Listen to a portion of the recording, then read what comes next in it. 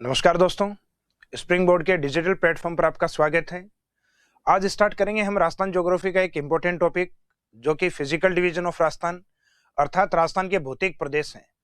राजस्थान के भौतिक प्रदेशों की जब बात करते हैं अपन तो सबसे पहले आता है इनके जो डिवाइडेशन है या इनका जो विभाजन है वो कि राजस्थान में कितने फिजिकल डिवीजन्स हैं वो माने जाते हैं या राजस्थान को कितने पार्ट्स में डिवाइड किया गया है फिजिकल डिवीजन के अकॉर्डिंग।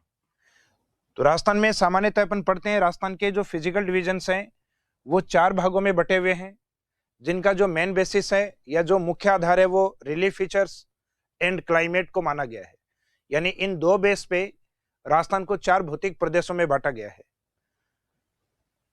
अब इसमें मुख्यतः जो उच्चाउच्च वाला पार्ट है यानी जो रिलीफ फीचर्स है उसके अकॉर्डिंग एक तो वो भाग हैं जो सबसे नीचे भाग हैं, जिनको जनरली अपन डिफाइन करते हैं मैदानी भाग के रूप में, यानी जो प्लेन एरियाज हैं।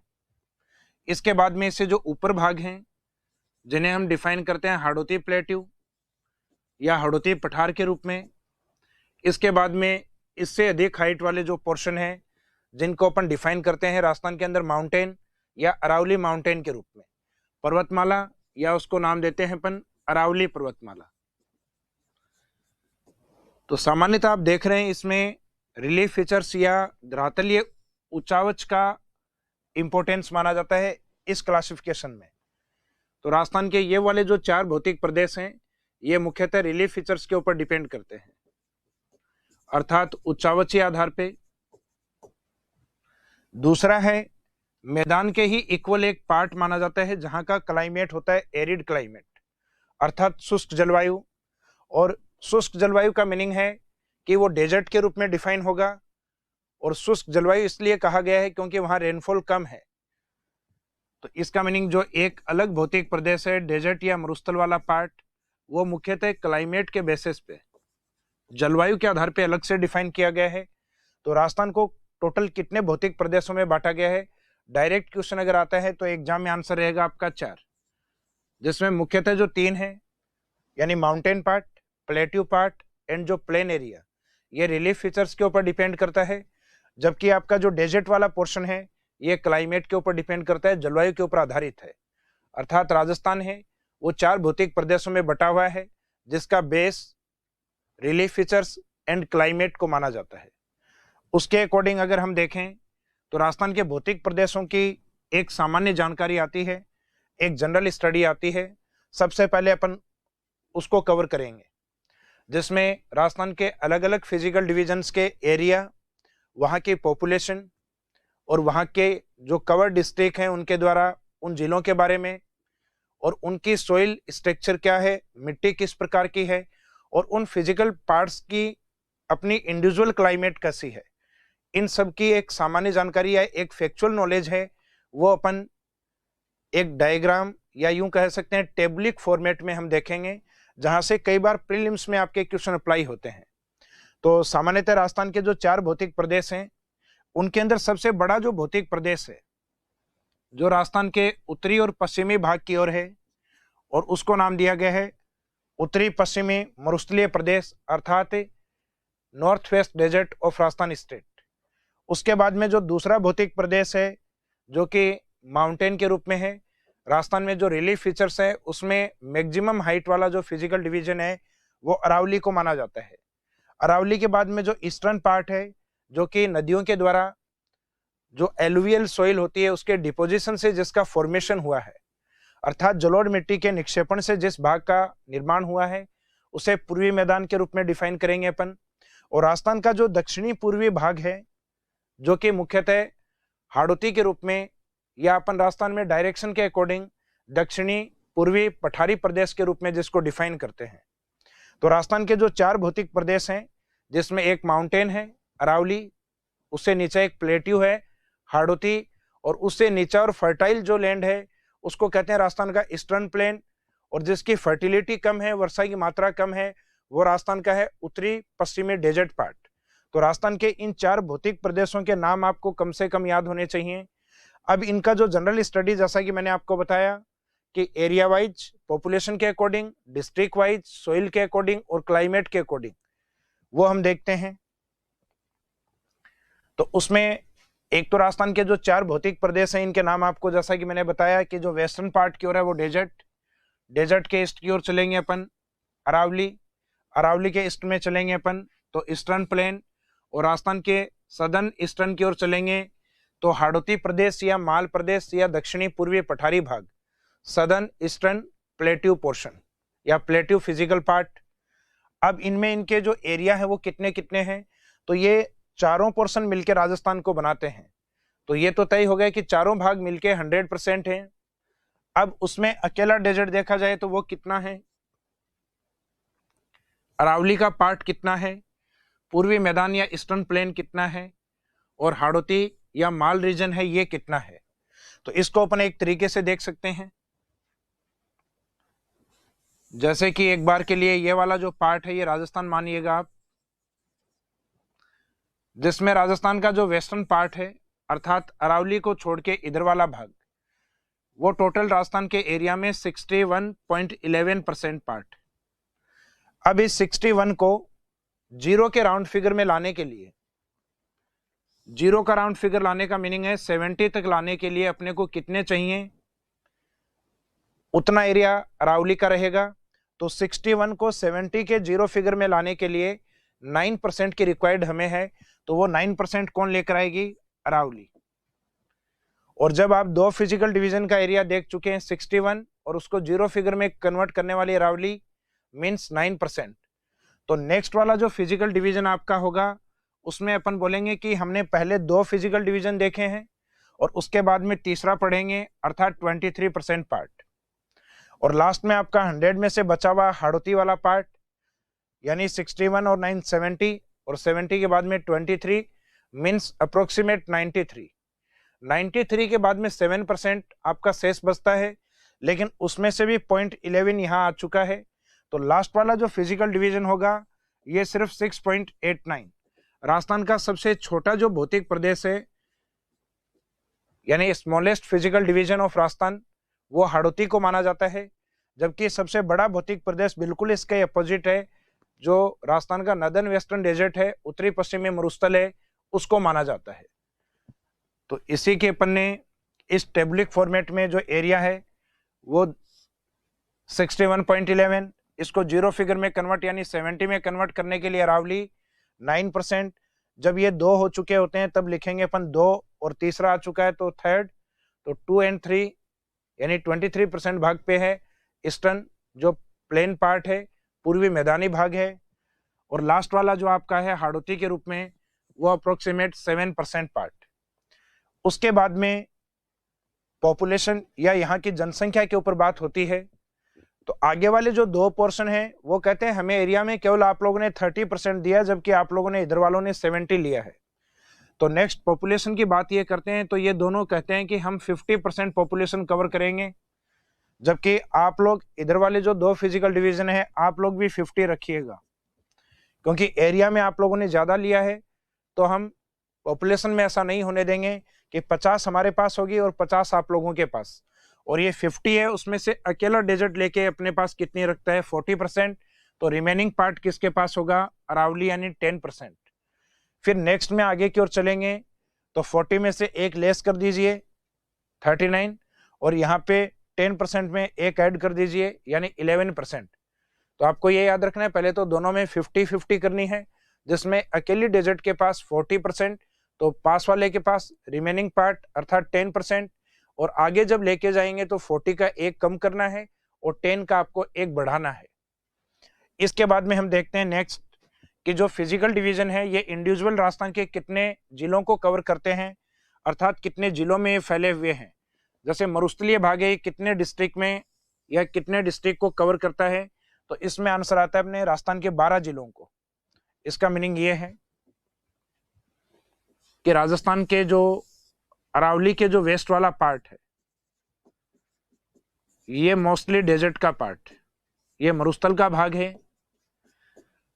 एक क्वेश्चन यहां से आता है कि अरावली के पश्चिम में कितने जिले हैं, अरावली के वेस्टर्न डायरेक्शन में कितने डिस्ट्रिक्ट हैं, तो इसमें आंसर रहता है 13 जिले। इसका मीनिंग डेजर्ट डिस्ट्रिक्ट तो अपने 12 ही माने गए हैं, तो एक ऐसा कौन सा डिस्ट्रिक्ट है जो डेजर्ट डिस्ट्रिक्ट में काउंट नहीं होता, तो उसमें आंसर रहता है आपका सिरोही डिस्ट्रिक्ट। तो दो तरीके से क्वेश्चन अप्लाई हो सकते हैं कि राजस्थान में अरावली के वेस्टर्न डायरेक्शन या पश्चिमी भाग में कितने जिले हैं, देन आंसर आपको क्या देना है, 13 डिस्ट्रिक्ट। और एक पूछा जाए अरावली के पश्चिम में जो डेजर्ट डिस्ट्रिक्ट हैं, मरुस्थलीय जिले हैं, उनकी संख्या कितनी है। इसका मीनिंग उन 13 डिस्ट्रिक्ट में 13 डिस्ट्रिक्ट में ओनली 1 डिस्ट्रिक्ट सिरोही है जो डेजर्ट के पार्ट में काउंट नहीं होता, अर्थात मरुस्थलीय जिलों में आएंगे केवल 12, और अरावली के वेस्टर्न डायरेक्शन में आंसर आपका क्या रहेगा, 13 या 13।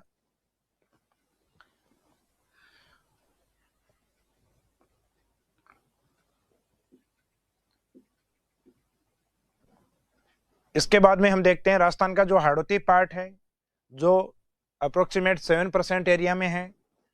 इसका एक्सटेंशन 7 डिस्ट्रिक्ट में माना जाता है, 7 जिलों में माना जाता है। उसके बाद में इसमें 3 और जोड़िए, +3 करोगे तो मैदानी भाग का एरिया आ जाएगा कि 10 डिस्ट्रिक्ट में है। फिर उसके नेक्स्ट में अपन आते हैं तो +3 या -3, तो 10 में +3 करेंगे 13 और -3 करेंगे तो मेनली ये 7 डिस्ट्रिक्ट में माना गया है, मुख्यतः 7 जिलों में माना गया है। तो अगर एग्जाम में ऑप्शन अरावली के अंदर 7 डिस्ट्रिक्ट आता है तो आंसर यही रहेगा, और ये नहीं आएगा तो फिर बाद में 13 डिस्ट्रिक्ट, क्योंकि अपनी जो ऑथेंटिक बुक्स हैं उसमें एक आती है हिंदी ग्रंथ अकादमी की, उस हिंदी ग्रंथ अकादमी बुक्स के अकॉर्डिंग मेनली अरावली को 7 डिस्ट्रिक्ट में एक्सटेंट माना गया है, विस्तृत माना गया है। तो मुख्यतः अगर 7 जिले ऑप्शन में है तो आंसर अपना 7 डिस्ट्रिक्ट ही लिया जाएगा, और अगर 7 और 13 दोनों ऑप्शन में है तो भी फिर अपने को 7 ही लेना है। लेकिन ये 7 ऑप्शन में नहीं होने पे उस कंडीशन में अपने 13 डिस्ट्रिक्ट वाला आंसर सही मानना है।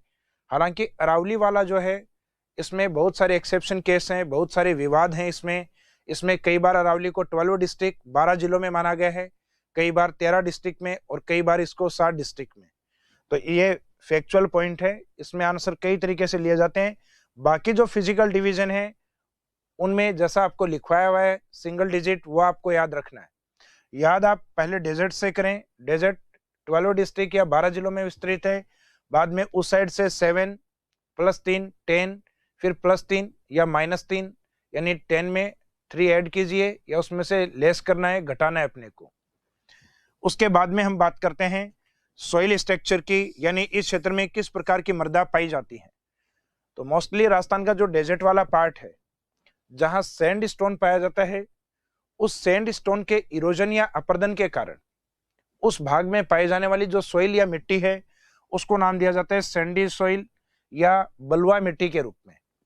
दूसरा अरावली माउंटेन है, तो माउंटेन पार्ट में पाई जाने वाली मिट्टी को एक तो माउंटेन सॉइल, पर्वतीय मिट्टी, पर्वतीय मिट्टियों में सामान्यतः एग्रीकल्चर नहीं होती या बहुत कम होती है। पर्वतों के ऊपर सामान्यतः आप जो देखते हैं वो वेजिटेशन या वनस्पति होती है। तो इन क्षेत्रों में वन अधिक पाए जाने के कारण उस सॉइल को अपन फॉरेस्ट सॉइल के नाम से या वन्य मिट्टी के नाम से भी डिफाइन करते हैं। तो अरावली के ऊपर पाई जाने वाली जो मिट्टी है ये अपने आप में माउंटेन और फॉरेस्ट सॉइल के रूप में डिफाइन होती है, अर्थात पर्वतीय मिट्टी और वन्य मिट्टी के रूप में। इसके बाद में जो नेक्स्ट आता है मैदानी भाग।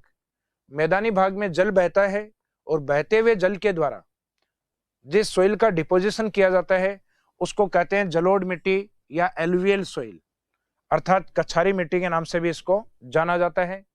और लास्ट जो हाड़ौती पठार है जिसका फॉर्मेशन ज्वालामुखी के लावे से अर्थात बेसाल्ट लावे के द्वारा हुआ है, और जिन क्षेत्रों में मुख्यतः बेसाल्ट लावा पाया जाता है उसके इरोजन या अपर्दन के बाद उस साइड में जिस सॉइल का फॉर्मेशन होता है वो होती है ब्लैक सॉइल। तो राजस्थान के हाड़ौती क्षेत्र में पाई जाने वाली मिट्टी को ब्लैक सॉइल या इसको रेगुर सॉइल, या इसमें कपास का उत्पादन अधिक होने के कारण अर्थात कॉटन का प्रोडक्शन अधिक होने के कारण इसको कॉटन सॉइल भी कहा जाता है। तो हाड़ौती की मिट्टी अपनी ब्लैक सॉइल या कॉटन सॉइल के रूप में, प्लेन एरिया में अपनी एलुवियल सॉइल के रूप में, अरावली के अंदर अपनी माउंटेन सॉइल और वन अधिक होने के कारण फॉरेस्ट सॉइल, और स्टार्टिंग में जो डेजर्ट वाला पार्ट है वहां सैंडी सॉइल अधिक होती है। उसके बाद में हम चलते हैं इनके क्लाइमेट के ऊपर। क्लाइमेट में जनरली हम देखते हैं राजस्थान का जो पश्चिमी भाग है अर्थात जो डेजर्ट वाला पार्ट है उसको क्लाइमेटिक कंडीशन के अकॉर्डिंग 2 पार्ट्स में डिवाइड किया जाता है, एक एरिड डेजर्ट और थोड़ा बहुत ईस्ट की ओर आते हैं तो सेमी एरिड डेजर्ट, अर्थात शुष्क मरुस्थल और अर्ध शुष्क मरुस्थल। तो उसी की तरीके से वहां की क्लाइमेट को भी डिफाइन किया जाता है arid and semi arid climate, अर्थात शुष्क एवं अर्ध शुष्क जलवायु। और उसके बाद में आप आगे कंटिन्यू चलते हैं अरावली, पूर्वी मैदान और हाड़ौती की ओर। तो वर्षा की मात्रा कंटिन्यू बढ़ती जाएगी हाड़ौती की ओर, अर्थात झालावाड़ की ओर। तो उसमें अरावली है, वहां पे एवरेज से कम वर्षा है, तो इसको सब ह्यूमिड या उपाद्र वर्षा या उपाद्र जलवायु के नाम से जानते हैं। आगे मैदानी भाग में जाते हैं तो वहां एवरेज रेनफॉल है, जिसको ह्यूमिड क्लाइमेट अर्थात आर्द्र जलवायु के नाम से। और लास्ट वाले में एवरेज से अधिक वर्षा है, इसका मीनिंग उसको वेरी ह्यूमिड या अति आर्द्र के नाम से लिखा जाता है। मीनिंग ये हुआ कि डेजर्ट से और हाड़ौती की ओर कंटिन्यू जो आपके जलवायु प्रदेश हैं या जो क्लाइमेट रीजन है, उनको नाम दिया गया है रेनफॉल की क्वांटिटी के अकॉर्डिंग, वर्षा की मात्रा के अकॉर्डिंग। जहां वर्षा कम है वो शुष्क और अर्ध शुष्क, जहां एवरेज से थोड़ी कम है तो उसको हमने कहा उपाद्र या सब ह्यूमिड, और जहां एवरेज बारिश है उसको ह्यूमिड, और एवरेज से अधिक है उसको वेरी ह्यूमिड अर्थात अति आर्द्र के नाम से जानते हैं। तो ये जनरल स्टडी है राजस्थान के भौतिक प्रदेशों के बारे में, जो कम से कम आपको पता होना चाहिए, क्योंकि यहाँ से कई बार एग्जाम में सीधे क्वेश्चन उठाए गए हैं। जैसे राजस्थान में जो डेजर्ट एरिया है वो कितना परसेंट है, तो 61.11% पार्ट, जिसको कई बार डिवाइड बाई में यह भी लिखा जाता है 2/3। हालांकि इसका परसेंट है वो ज्यादा बनता है, लेकिन अप्रोक्सीमेट में इसको सही माना जाता है, परसेंटेज वाइज इसको माना जाएगा 61.11%। एक ये क्वेश्चन जो जनरली एग्जाम में पूछ लिया जाता है कि राजस्थान में जो डेजर्ट पोर्शन है वो कितने डिस्ट्रिक्ट को कवर करता है, तो उसमें आंसर रहता है अपने 12 डिस्ट्रिक्ट को। इसके बाद में राजस्थान के जो फिजिकल डिवीजन है उनको हम इंडिविजुअली स्टार्ट करेंगे, जिसमें सबसे फर्स्ट पार्ट होगा वो लेंगे अपन राजस्थान का नदर्न वेस्टर्न डेजर्ट अर्थात उत्तरी पश्चिमी मरुस्थल।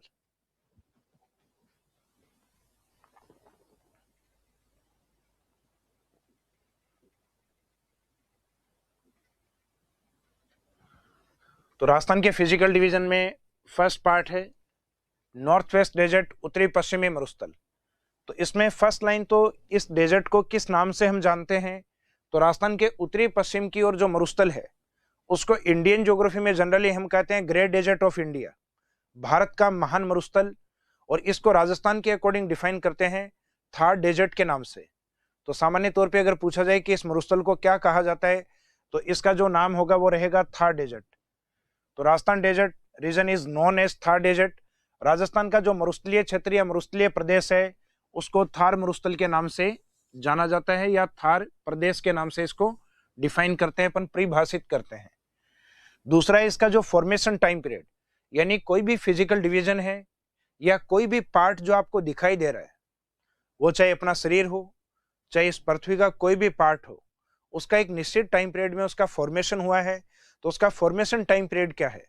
तो ऐसा राजस्थान के नॉर्थ वेस्ट डेजर्ट के बारे में अगर पूछा जाए कि इसका निर्माण काल क्या है, तो उसके निर्माण के बारे में बताया जाता है कि टर्सरी टाइम पीरियड जो आपके जीटीएस वाले पार्ट में आएगा, यानी जो जियोलॉजिकल टाइम स्केल जो है उस टॉपिक में आप पढ़ते हैं, तो ये टाइम स्केल आती है ज्योग्राफी के अंदर। तो उसमें डेजर्ट का जो फॉर्मेशन टाइम पीरियड है उसमें माना गया एक तो टर्सरी टाइम पीरियड और एक जो क्वार्टनरी पीरियड है, यानी जो चतुर्थ युग है उसका प्राइमरी पोर्शन, यानी चौथे युग का जो प्राइमरी पोर्शन है जिसको नाम दिया गया है प्लीस्टोसिन पार्ट। तो राजस्थान के मरुस्थल का जो निर्माण है वो एक तो टर्सरी टाइम पीरियड में और एक दूसरा जो क्वार्टनरी पीरियड है उसके प्राइमरी पोर्शन अर्थात प्लीस्टोसिन पार्ट में हुआ है।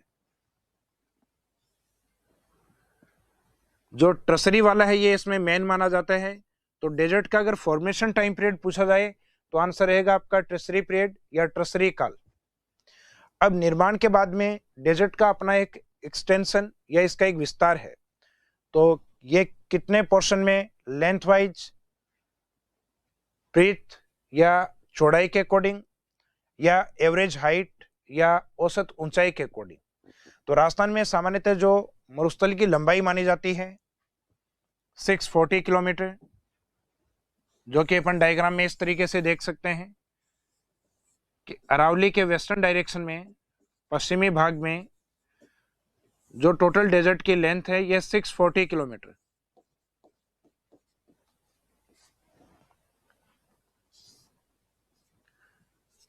और इसकी जो चौड़ाई है, ब्रीथ है, वो माना जाता है अप्रोक्सीमेट इसका हाफ, अप्रोक्सीमेट हाफ। वैसे हाफ तो 320 होता है, अप्रोक्सीमेट हाफ लेंगे अपन लगभग 300 किलोमीटर। तो ये डेजर्ट की चौड़ाई है। और डेजर्ट का जो एवरेज हाइट है, औसत ऊंचाई है, वो माना जाता है 200 से 200 टू 300, ये डिजिट है, ये मीटर में रहता है। और इसको भी फिर वापस इसका भी एवरेज निकाल के अपन बोल सकते हैं 250 मीटर्स में। तो राजस्थान का जो डेजर्ट है उसकी औसत ऊंचाई या जो एवरेज हाइट है वो 250 मीटर्स है, या स्केल में बोलें तो 200 से 300 मीटर के बीच में है। तो अपन इसमें ले सकते हैं कि extension of desert length wise 640 kilometre, breadth wise 300 kilometre and average height 200 to 300 metres के अकॉर्डिंग। अब राजस्थान के मरुस्थल के विस्तार के बाद बात करेंगे हम मरुस्थल का जो स्लोप या जो ढाल बनता है उसकी।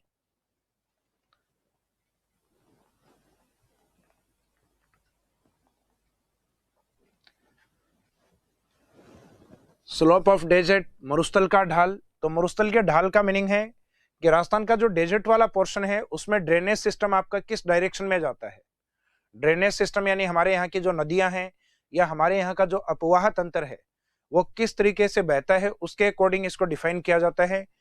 तो आमतौर पे अपन देखते हैं राजस्थान के अंदर बहने वाली जो रिवर्स हैं, जिसमें मुख्यतः टारगेट करेंगे जो नॉर्थ और वेस्ट की ओर बहने वाली प्रमुख नदियां हैं उनको, यानी उत्तर पश्चिम की ओर बहने वाली जो मेन रिवर्स हैं,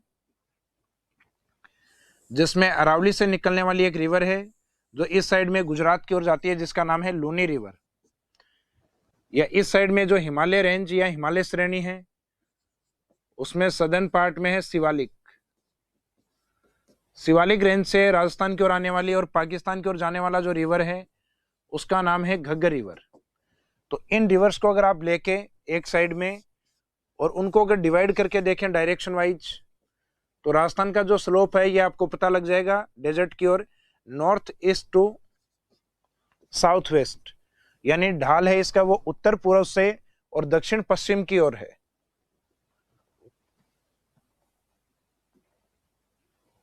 तो इसमें आपका स्लोप ऑफ जो डेजर्ट है वो लिखा गया है from north east to south west, उत्तर पूर्व से दक्षिण पश्चिम की ओर। उसके बाद में नेक्स्ट पॉइंट आता है डेजर्ट में स्टडी ऑफ डेजर्ट, मरुस्थल का अध्ययन। तो जनरली अपन मरुस्थल का जब अध्ययन करते हैं तो हम देखते हैं कि इसमें दो तरीके की क्लाइमेटिक कंडीशन होती हैं। एक तो राजस्थान के बिल्कुल पश्चिम में जब आप जाते हैं तो वहां पे वर्षा की मात्रा बहुत कम है, जहां सामान्यतः सैंड ड्यून अर्थात बालूकाई स्तूप आपको देखने को मिलते हैं। लेकिन उससे थोड़ा आप ईस्ट की ओर आते हैं अर्थात अरावली के जस्ट वेस्ट की ओर, अरावली के पश्चिम की ओर, राजस्थान के पश्चिम की ओर नहीं, अरावली के जस्ट वेस्ट की ओर, तो वो वाला पोर्शन होता है आपका सेमी एरिड डेजर्ट अर्थात अर्ध शुष्क मरुस्थल। तो डेजर्ट को मेनली 2 पार्ट्स में डिवाइड किया जाता है और उसमें बेस लिया जाता है रेनफॉल या वर्षा की मात्रा को। तो डेजर्ट डिवाइडेड इनटू 2 पार्ट्स। तो स्टडी पॉइंट ऑफ व्यू के अकॉर्डिंग डेजर्ट के कितने भाग बनते हैं? 2 भाग, जिसमें एक होता है आपका ये वाला पोर्शन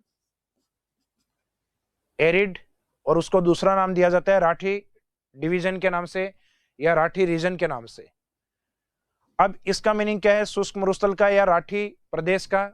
सामान्यतः इसका मीनिंग हम लेते हैं, आपको पहले भी ये बताया था मैंने, राजस्थान के कुछ ज्योग्राफिकल और हिस्टोरिकल जो वर्ड्स मैंने आपको करवाए थे लास्ट टॉपिक में, उसमें बताया था कि राजस्थान के उत्तर और पश्चिम का जो भाग है जहां लेस देन 25 सेंटीमीटर रेनफॉल है अर्थात 25 सेंटीमीटर से कम वर्षा है, उस एरिया को नाम दिया जाता है एरिड और राठी रीजन। तो इसमें यही इसकी डेफिनेशन है कि जहां 0 टू 25 सेंटीमीटर रेनफॉल है उस फिजिकल डिवीजन को राठी या एरिड डेजर्ट के रूप में डिफाइन करते हैं। दूसरा पार्ट बी पोर्शन है जो कि सेमी एरिड और बांगड़ के नाम से डिफाइन होता है अर्थात अर्ध शुष्क मरुस्थल और बांगड़ प्रदेश के नाम से जाना जाता है। उसके अंदर वर्षा का जो स्केल है वो डबल होता है पहले वाले से 25 टू 50 सेंटीमीटर। इसका मीनिंग है इनकी डेफिनेशन जो होगी वो रेनफॉल की क्वांटिटी के अकॉर्डिंग होती है, वर्षा की मात्रा के अकॉर्डिंग होती है। जैसे स्टार्टिंग वाले को अपन ने एरिड बोला तो वर्षा की मात्रा कम है, जिसको हमने सेमी एरिड बोला उसमें वर्षा की मात्रा पहले वाले से डबल है। अब इनमें स्टार्टिंग करेंगे हम सबसे पहले जो मेजर पार्ट है एरिड डेजर्ट उसको, और ये कंप्लीट करने के बाद फिर स्टार्ट करेंगे अपन सेमी एरिड वाले पार्ट को।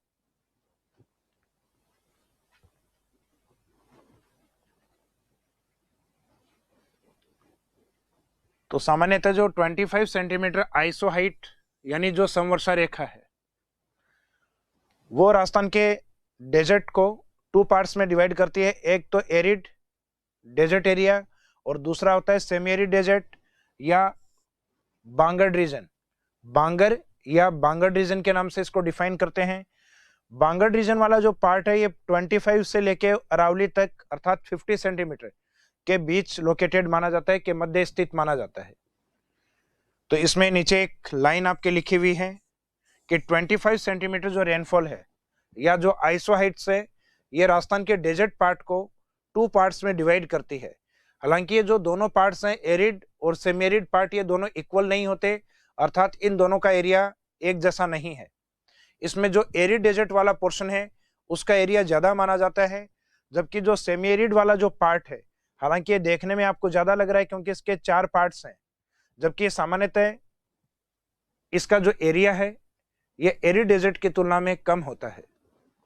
तो इसमें लिखा है अपन ने कि मरुस्थल को 2 भागों में बांटती है कौन, 25 सेंटीमीटर आइसो हाइट्स, और वो 2 भाग कौन से हैं, arid and semi arid part, शुष्क और अर्ध शुष्क भाग। तो इसके डेफिनेशन अगर पूछी जाए 25 सेंटीमीटर आइसो हाइट की तो इसका मीनिंग रहेगा it divides the desert into 2 parts which are dry desert and semi arid desert के रूप में।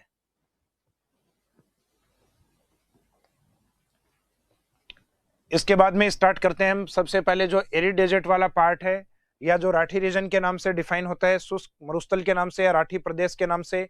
अब इसका डेफिनेशन क्या होगा, तो मैंने आपको पहले भी बताया था इसमें जो वर्षा की मात्रा या जो रेनफॉल स्केल है उसको बेस माना जाता है। तो इसमें रहेगा अपना less than 25 centimetre rainfall region known as Rathi region. Rajasthan में 25 सेंटीमीटर से कम वर्षा वाला जो भौतिक प्रदेश है उसे राठी प्रदेश या राठी क्षेत्र कहा जाता है। दूसरा है जो एरिड डेजर्ट है, इसको वापस अध्ययन की दृष्टि से अपन 2 भागों में बांटते हैं। इसका मीनिंग है arid desert is again divided into 2 parts. ऐसा क्यों किया जाता है, तो सामान्य तौर पे हम देखते हैं कि पश्चिमी राजस्थान में कोई व्यक्ति एरिड डेजर्ट की ओर गया है और वो वहां की अगर स्टडी करता है, अध्ययन अगर करता है, तो उसको वहां 2 प्रकार की कंडीशन देखने को मिलती हैं। एरिड डेजर्ट में एक एरिया में तो उसको सैंड ड्यून या बालू का स्तूप दिखाई देते हैं, और दूसरा पार्ट ऐसा है जहां उसको सैंड ड्यून नहीं दिखाई देंगे, अर्थात बालू का स्तूप नहीं दिखाई देते। तो सामान्य तौर पे आप जब एरिड डेजर्ट का नाम सुनते हैं, शुष्क मरुस्थल का नाम जैसे ही सुनते हैं, तो आपके माइंड में क्वेश्चंस आते हैं कि यहाँ रेत के टीले या बालू का स्तूप पाए जाते हैं। तो आप जैसे ही जैसलमेर की ओर जाके देखेंगे तो वहां आपको सैंड ड्यून अर्थात बालू का स्तूप दिखाई देते हैं, लेकिन ऐसा एरिया भी होता है जहां रेत के टीले आपको नहीं दिखाई दे हों, बालू का स्तूप वहां नहीं दिखाई दें, तो उस एरिया को आप क्या कहेंगे। तो इसके अकॉर्डिंग एरिड जो डेजर्ट है उसको पुणे जो 2 भागों में बांटा गया है, उसमें एक है आपका विद सैंड ड्यून एरिया और एक है without sand dune area.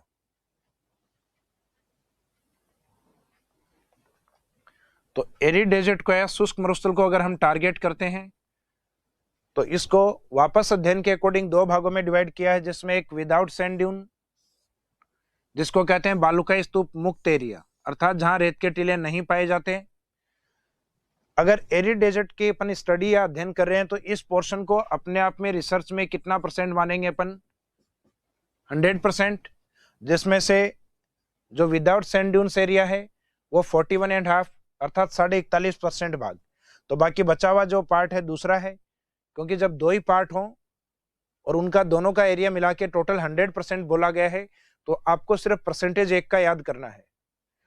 Most of area वो विद सैंड ड्यून्स एरिया के रूप में अर्थात बालू का स्तूप युक्त प्रदेश के रूप में डिफाइन होता है, जहां बालू का स्तूप पाए जाते हैं। तो विद सैंड ड्यून्स एरिया है ये 58.5%। ये भी जनरली कई बार फैक्ट के रूप में पूछ लिया जाते हैं कि राजस्थान में एरिड डेजर्ट का कितना पोर्शन विद सैंड ड्यून है, बालुकाई स्तूप युक्त है, तो लगभग 58.5%, और जो रिमेनिंग पार्ट है यानी 41.5 वो विदाउट सैंड ड्यून एरिया है। अब बालुकाई स्तूप क्यों है, ये तो लगभग स्टूडेंट को ध्यान है कि उस एरिया में विंड्स हैं जिनके साथ जो सैंड है वो चलती है, मिट्टी चलती है और उसका डिपोजिशन होता है। डिपोजिशन या तो जो विंड्स की स्पीड धीमी हो जाती है, स्लो हो जाती है, या उसके सामने कोई बैरियर या कोई अवरोध आ जाता है, तो जो चलने वाली हवाएं होती हैं वो सोइल का डिपोजिशन करना स्टार्ट कर देती हैं। देन जो फॉर्म्ड स्ट्रक्चर होती है, तब जो बनने वाली स्थलाकृति होती है उसको हम बालुकाई स्तूप कहते हैं। लेकिन डेजर्ट का बहुत सारा एरिया ऐसा भी है जहां सैंड ड्यून्स नहीं बनते। तो सैंड ड्यून्स क्यों नहीं बनते, तो उसके पीछे हम ये तो नहीं कह सकते कि उस क्षेत्र में हवा नहीं है, हवा तो सामान्य लगभग हर जगह ही है, लेकिन उस विंड्स के साथ सोइल प्रेजेंट नहीं होती, उस पवन के साथ मिट्टी उपस्थित नहीं होती। तो मिट्टी उपस्थित नहीं होती तो उसका डिपोजिशन या निक्षेपण भी नहीं हो पाता। तो पवन के साथ मिट्टी क्यों नहीं है, क्योंकि उस एरिया का जो पार्ट है वो मोस्टली रॉकी डेजर्ट के रूप में है, अर्थात पथरीले मरुस्थल के रूप में है। तो विदाउट जो सैंड ड्यून एरिया उसका रीजन है या उसका मेन कॉज है कि रॉकी डेजर्ट। अब रॉकी डेजर्ट को ज्योग्राफी में एक शब्द के द्वारा डिफाइन करते हैं जिसका नाम है हमादा। तो Rocky desert non as Hamada, पथरीले मरुस्थल को हमादा कहा जाता है। अब इसका एरिया जनरली एग्जाम में पूछ लिया जाता है कि हमादा राजस्थान के मैक्सिमम कौन से डिस्ट्रिक्ट को कवर करता है। तो राजस्थान का जो लार्जेस्ट डिस्ट्रिक्ट या जहां डेजर्ट का मैक्सिमम एरिया है उस डिस्ट्रिक्ट में यह सर्वाधिक पाया जाता है। हालांकि जैसलमेर इतना बड़ा है कि वहां विदाउट सैंड ड्यून एरिया अर्थात हमादा और रॉकी डेजर्ट भी मैक्सिमम है, और वहां पे राजस्थान में सैंड ड्यून वाला जो पार्ट है वो भी मैक्सिमम माना जाता है। इसका मीनिंग ये हुआ कि राजस्थान में पथरीला मरुस्थल हमादा सर्वाधिक जैसलमेर में है, और जहां सैंड ड्यून्स पाए जाते हैं, बालुकाई स्तूप पाए जाते हैं, वो भी सर्वाधिक एरिया वाइज जैसलमेर में है। तो इसके मेन एरिया कौन कौन से हैं, यहां से आपके मेंस में एग्जाम में क्वेश्चन अप्लाई हो सकता है हमादा के ऊपर, 15 वर्ड्स या 15 शब्दों के ऊपर हमादा को डिफाइन करना हो तो इसका मीनिंग क्या होगा। तो डेफिनेशन आपकी वहां से होगी कि एरिड डेजर्ट का जो पार्ट है उसमें जो रॉकी डेजर्ट है उसको हमादा कहा जाता है। तो in arid desert part rocky desert is known as hamada, और उसका जो एक्सटेंट एरिया या विस्तार का जो क्षेत्र है वो मुख्यतः आपका जैसलमेर, बाड़मेर और जोधपुर वाला पार्ट माना जाता है। तो इसमें हमादा वाला जो पार्ट है उसके बारे में एरिया लिखा गया है, मैक्सिमम जैसलमेर, सर्वाधिक जैसलमेर, उसके बाद में बाड़मेर और जोधपुर। जैसलमेर में कुछ विशेष एरिया इसमें इंडिकेट किए गए हैं, जैसे एक तो आपका न्यूक्लियर टेस्ट वाला पार्ट पोखरन, एक आता है इसमें लोदरवा, उसके बाद में एक आता है रामगढ़।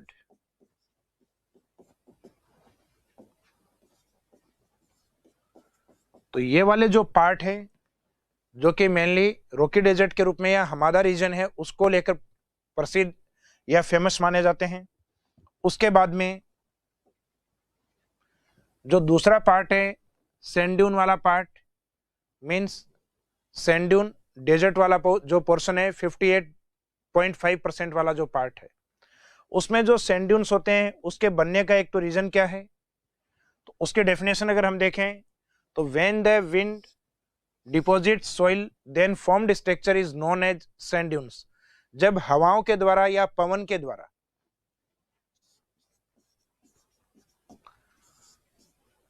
मिट्टी या सोइल का डिपोजिशन किया जाता है, मिट्टी का निक्षेपण किया जाता है,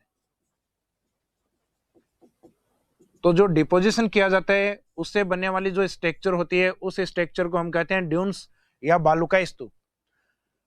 अब वो स्ट्रक्चर किस प्रकार की आपको दिखती है उसके अकॉर्डिंग उसके टाइप्स माने जाते हैं कि इस प्रकार का दिखता है, यानी जो डिपॉजिट सोइल है उसके स्ट्रक्चर को देख के उसके टाइप्स हैं उनको डिफाइन किया जाता है। एक आप ये ध्यान रखें कि बालुकाई स्तूप बनते हैं, लेकिन ये मैक्सिमम किस एरिया में बनते हैं, जैसा कि मैंने आपको बताया कि पत्थर वाला जो डेजर्ट है हमादा वो जैसलमेर में है, और जैसलमेर काफी बड़ा होने के कारण यहाँ पे सैंड ड्यून भी मैक्सिमम है, अर्थात पत्थर वाला मरुस्थल भी अधिक है, और रेत वाला जो बालुकाई स्तूप है वो भी यहाँ सर्वाधिक है। तो इसी में नेक्स्ट लाइन यही है, in Rajasthan this sand dune maximum in Jaisalmer, यानी राजस्थान में जो बालू का स्तूप है वो सामान्यतः किस एरिया में पाए जाते हैं अधिक, जैसलमेर की ओर। और ऑल टाइप सैंड ड्यून्स की बात अगर हो, यानी सभी प्रकार के बालू का स्तूप की अगर बात हो, तो ऑल टाइप सैंड ड्यून्स आपको देखने को मिलेंगे जोधपुर में। इसका मीनिंग यह है कि राजस्थान में जब बालू का टीलों की संख्या की अगर बात हो, अर्थात मैक्सिमम सैंड ड्यून की बात हो, तो आंसर आपका जैसलमेर रहता है। लेकिन बालू का स्तूप के ऑल टाइप्स या सभी प्रकार की बात हो, तो आंसर आपका जोधपुर रहता है। अब राजस्थान के जो मेन सैंड ड्यून है उनके बारे में मेंस में पूछा जा सकता है कि सैंड ड्यून मीन्स क्या होता है और उसके टाइप्स हैं या उसके प्रकार हैं, उनको डिफाइन कीजिए। तो सैंड ड्यून का मीनिंग क्या होता है ये तो आपको बता दिया कि जब पवन या हवा है सोइल डिपॉजिट करती है, तो उसके द्वारा जो फॉर्म्ड स्ट्रक्चर होता है, निर्मित जो स्थलाकृति होती है, उसको सैंड ड्यून कहा जाता है। अब वो जमाव किस रूप में होता है उसके अकॉर्डिंग उसको डिफाइन करते हैं अपन। तो इसमें अपन देखेंगे टाइप्स ऑफ सैंड ड्यून, बालू का स्तूप के प्रकार। तो इसमें एक प्रमुख प्रकार आता है क्रिस्चियन शेप, अर्थात अर्धचंद्राकार बालू का स्तूप। तो अर्धचंद्राकार बालू का स्तूप किसको कहा जाता है? तो सामान्यतः हर एक जो डेफिनेशन होगी उसमें कुछ कॉमन वर्ड रहेंगे आपके, जैसे पवन के द्वारा मिट्टी का जमाव, when the winds deposit soil then formed structure sand dune। जब पवन के द्वारा मिट्टी का जमाव किया जाता है तो बनने वाली स्थलाकृति को बालू का स्तूप कहते हैं। ये जनरल डेफिनेशन है जो सभी प्रकार के बालू का स्तूपों में स्टार्टिंग में लिखी जाती है।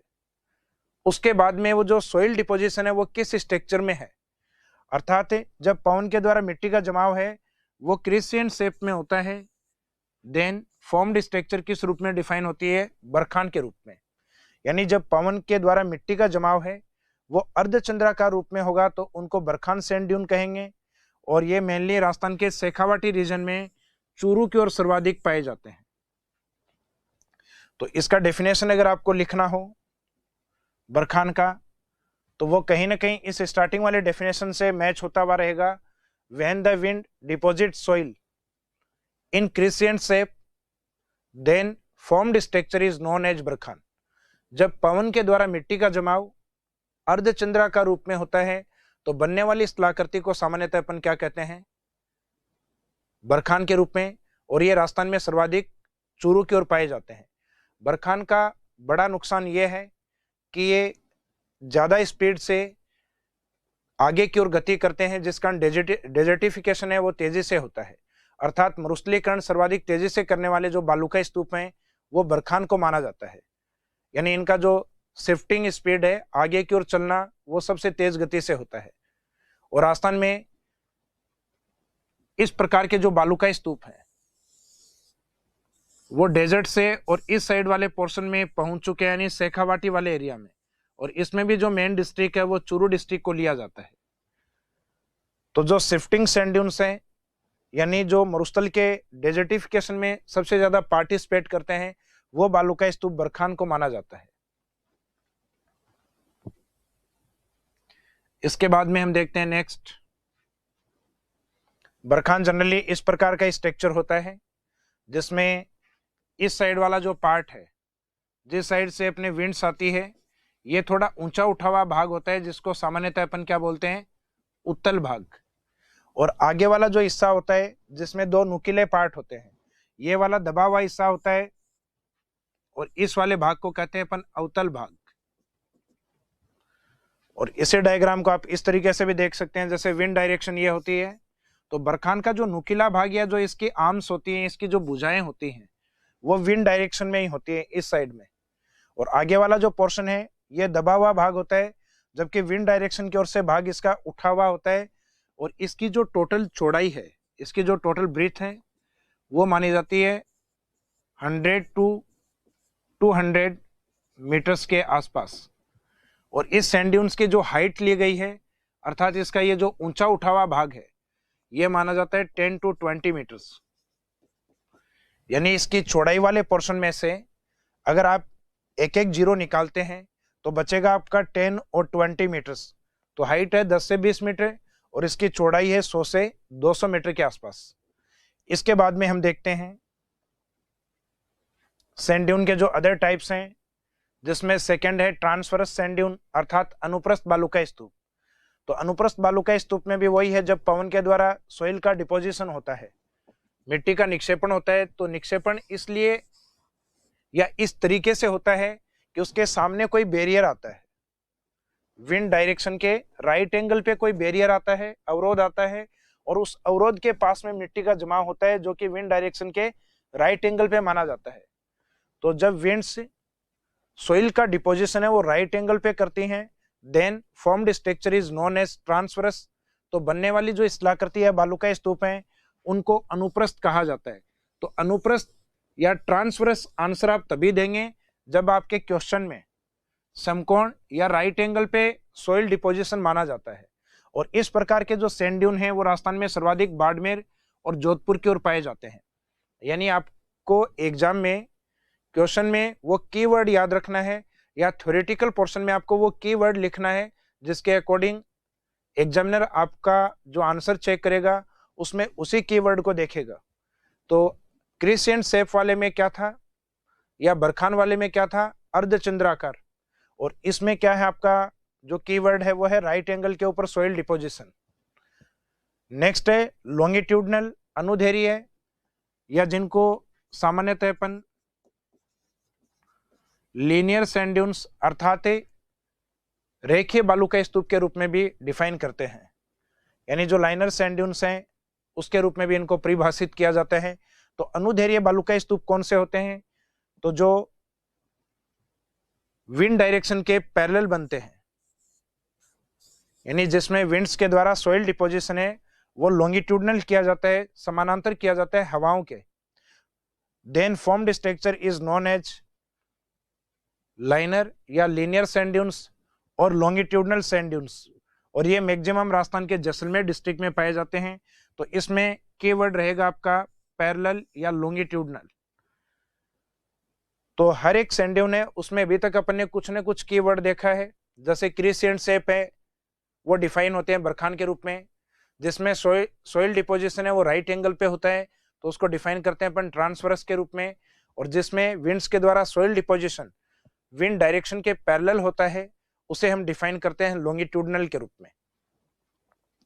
यानी यहाँ सिर्फ कीवर्ड रखे हुए हैं, उसके अकॉर्डिंग आपको डेफिनेशन लिखना चाहें तो पवन के द्वारा मिट्टी का जमाव समानांतर या पैरेलल होता है तो उसको रेखीय कहा जाता है, रेखीय बालू का स्तूप कहा जाता है, जो राजस्थान में सर्वाधिक जैसलमेर की ओर है। इसके बाद में हम देखते हैं next,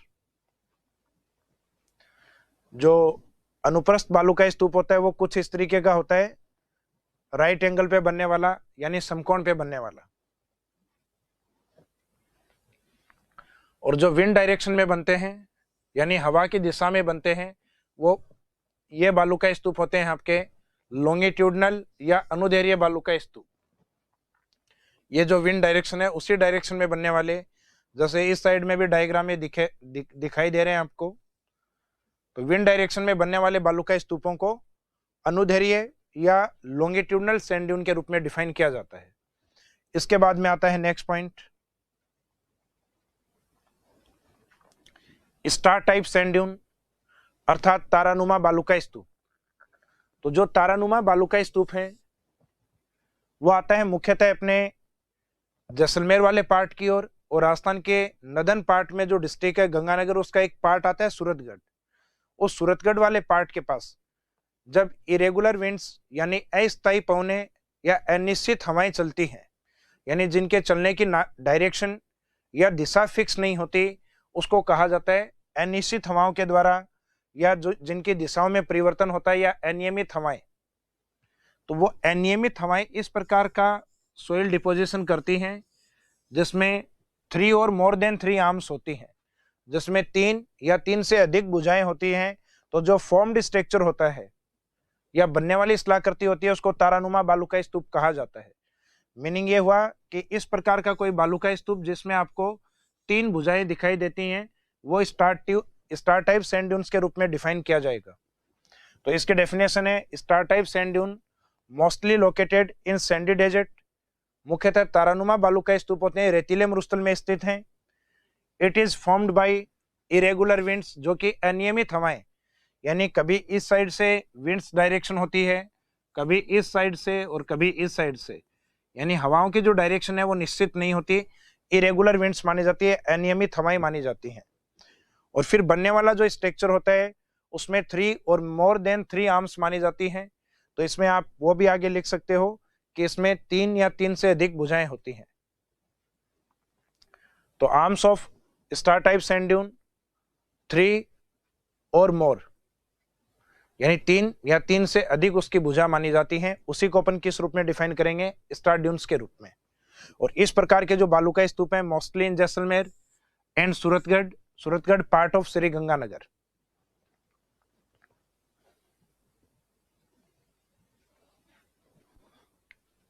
star type sand dune जैसे कि इस वाले डायग्राम में आप देख रहे हैं, एक तो ये वाली भुजा है, दूसरी ये वाली भुजा है, इसमें एक ये भुजा है। तो इसको अपने आप में अपन 3 भुजाएं होने के कारण अपने आप में किस रूप में डिफाइन करेंगे? स्टार सैंड ड्यून्स में।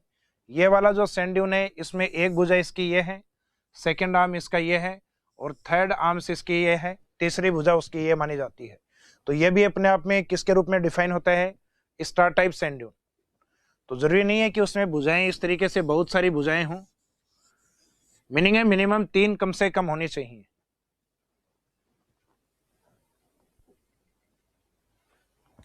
नेक्स्ट आता है पैराबोलिक।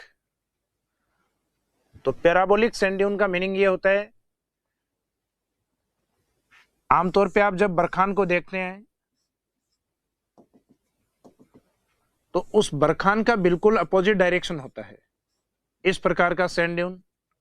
तो इसकी डेफिनेशन में पहला सब तो जनरली अपन यही कहते हैं कि बरखान के विपरीत बनने वाले बालू का स्तूप, sand dunes which are opposite of barchan shape called as parabolic sand dune. Barchan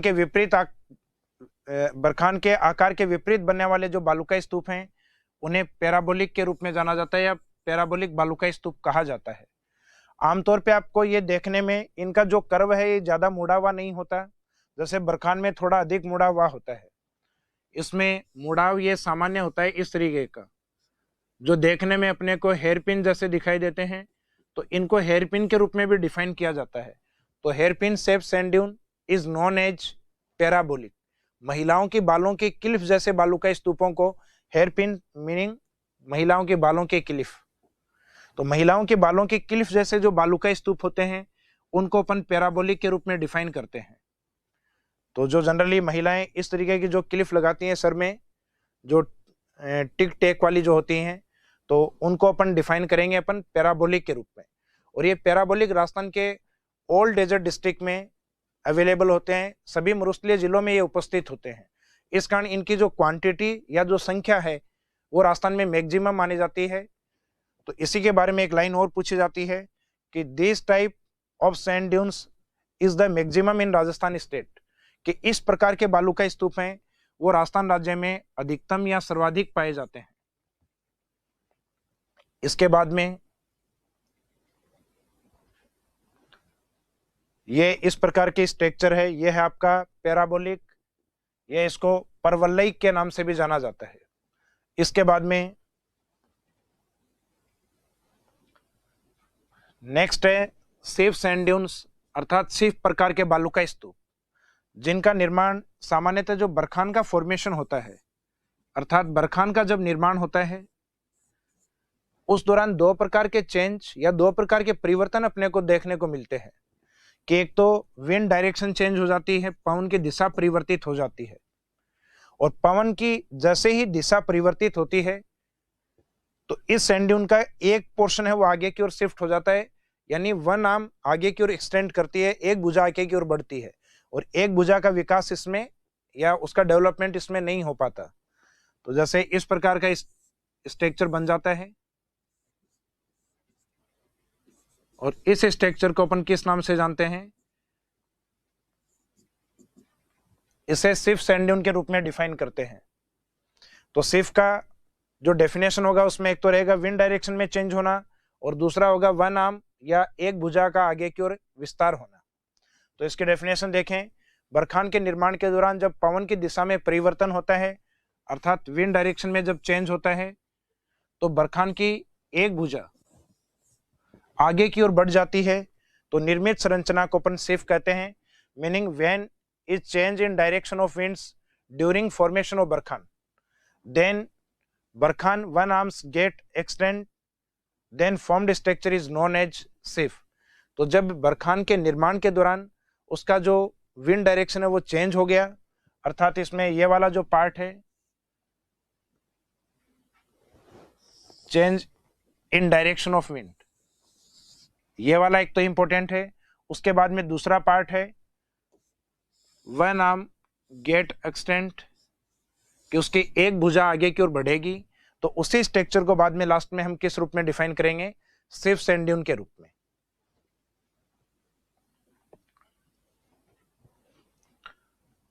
अब सैंड ड्यून में जो इंपॉर्टेंट सैंड ड्यून है उसके लास्ट में चल रहे हैं अपन।